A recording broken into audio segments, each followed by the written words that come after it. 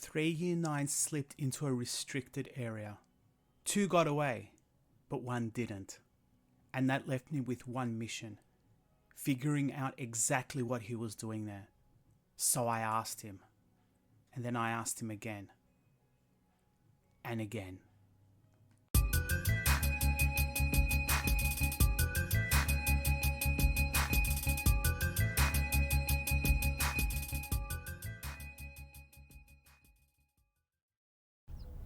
The first thing I noticed was the way they moved. A quick glance and they were gone. 3 shadows darting into the restricted area by the fence. The gate creaked and I could feel it in my bones. They shouldn't have been there. I was on yard duty, circling the playground, my voice in a low drone as I half-heartedly encouraged students to stay within boundaries and avoid forbidden territories of the shrubs and tennis courts. But those 3, like 3 mice, skittish and swift, had appeared out of nowhere, and before I could shout anything, they were gone. I picked up my pace. My shoes squeaked against the asphalt as I closed the distance, and the air felt colder than I expected. I could see the gate through the line of the trees, rusted and leaning slightly to one side. It was locked on school grounds, but it didn't stop those kids. I kept my breathing steady, watching the outlines of their figure in the fading light. 2 of them were gone by the time I arrived. They had managed to flee, disappearing behind a row of trees, zigzagging and quick as eels in the murky water. But 1 stayed.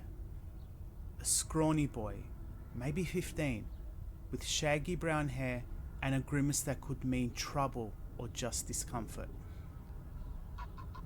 I didn't give him the benefit of the doubt. I closed the gap between us. "Hey," I said. My voice was sharp, precise, and to the point. "Stop right there." He froze. His shoulders tensed and his hands shifted in his pockets. I was close enough now that I could see his eyes darting, up, down, side to side, as if he were trying to calculate every possible escape route. "Don't make this harder for yourself," I said, stepping closely. "What were you doing in there?" His mouth opened, closed, and he looked at his shoes. "I wasn't doing anything," he said quickly, the words falling from his lips without weight or pause. I frowned. "You weren't doing anything? Then what were you doing in a restricted area with 2 other kids? Are you saying it was just for fun?" He looked at me, his gaze shifting. His voice came again, hesitant this time. "I didn't mean to, I wasn't going in there. I didn't think." "Didn't think about what exactly?" I pressed. My voice felt steadier than I expected, but I could feel the thrill of the game as much as the tension. I wasn't used to being on the edge, interrogating kids like this, but here I was. It felt important. At least, I thought it did. "I wasn't doing anything," he repeated. I let my hand fall to the side. "Okay," I said, taking a step back. "Let's try this again. What were you doing in the restricted area with your friends?" He shifted. His feet scuffed the ground. "Nothing." I didn't let it go. My curiosity felt sharper now, honed like a blade. There's a game to this sort of thing, and I like to think I could play it. I took a deep breath, clamping my hands behind my back, and I asked again, this time in a tone that felt neutral, inquisitive, less threatening. "Why were you in there? Was it a dare?" His head shook violently. His lips pressed into a thin line. "No," he said. I stared at him. His expression was so guarded I could almost feel his refusal to cooperate, his hesitation as though the words were buried deep in his chest. It wasn't my first time dealing with students trying to avoid confrontation, though the game always felt different. Kind of chess where every move could unravel you if you pressed too hard. I shifted gears. I kept my tone calm and allowed a kind of absurdity to enter my voice. I let the conversation loop on itself like a spiral. Were you trying to find something in there? Maybe a secret spot or a cool place to hang out? I asked, my voice light, non-judgmental.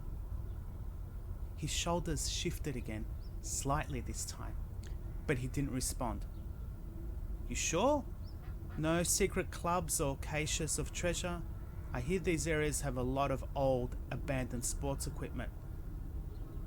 He gave me a blank stare. His hands were clenched tighter in his pockets. No, he said, quietly this time, as though the words were escaping by accident. I could see the tension in his eyes. That look, trying to remain steady, avoiding a slip, waiting for me to give up. I wasn't ready to give up. Not yet. So you weren't looking for treasure? I tried again.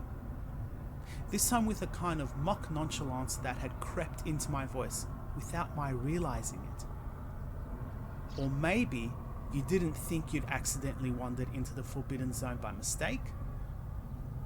He looked at me, blinking, clearly unsure whether I was mocking him or playing a game.